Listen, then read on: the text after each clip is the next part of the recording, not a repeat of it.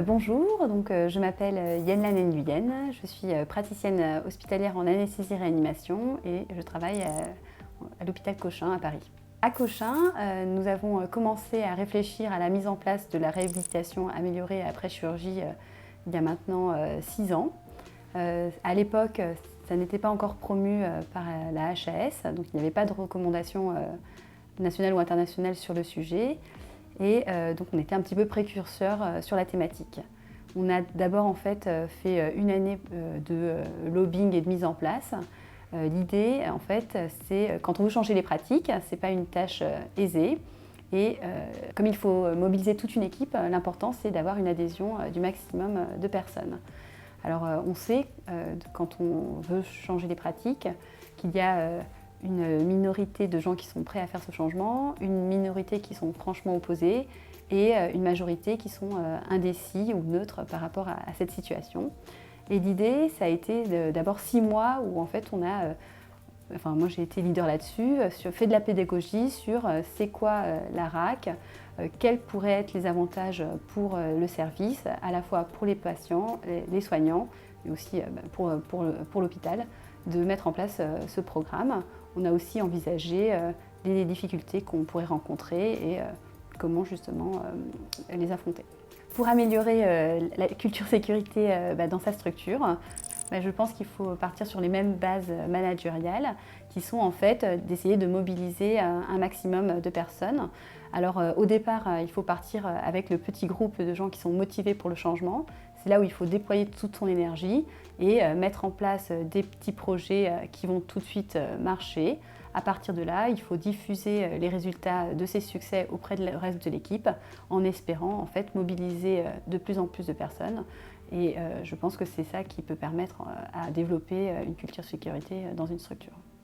Alors, je pense qu'il est important d'avoir des bases de management quand on est manager, parce qu'en fait, changer les pratiques, par exemple, ce n'est pas quelque chose d'inné. On ne peut pas arriver un matin en organisant une réunion et dire « voilà, mon objectif c'est de faire ça, je vous propose comment le faire en mettant sous les différents plans » et puis laisser uniquement 5 minutes de discussion à la fin.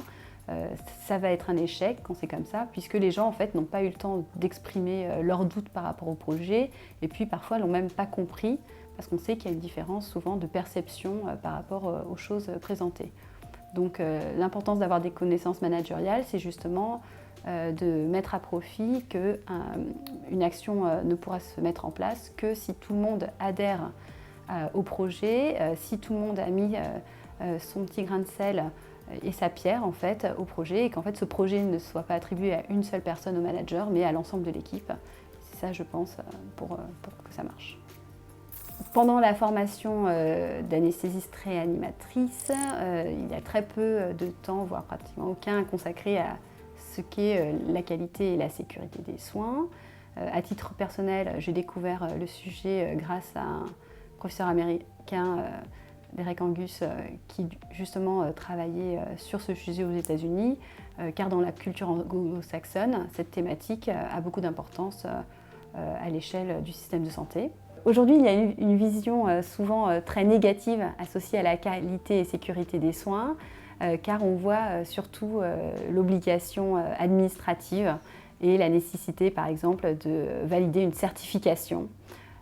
Voilà, on n'y voit pas l'intérêt que ça peut avoir à la fois pour le sens donné à son travail ainsi que pour les patients et le système de soins. Aujourd'hui, on sait que les effets indésirables liés à la santé sont pourvoyeurs d'une morbimortalité très importante, que c'est associé également à des coûts très importants puisque ça représente environ 15% des coûts de santé. Je pense qu'il est très important que les jeunes générations, mais également tous les soignants, soient formés à ce sujet, mais pas dans la version normative.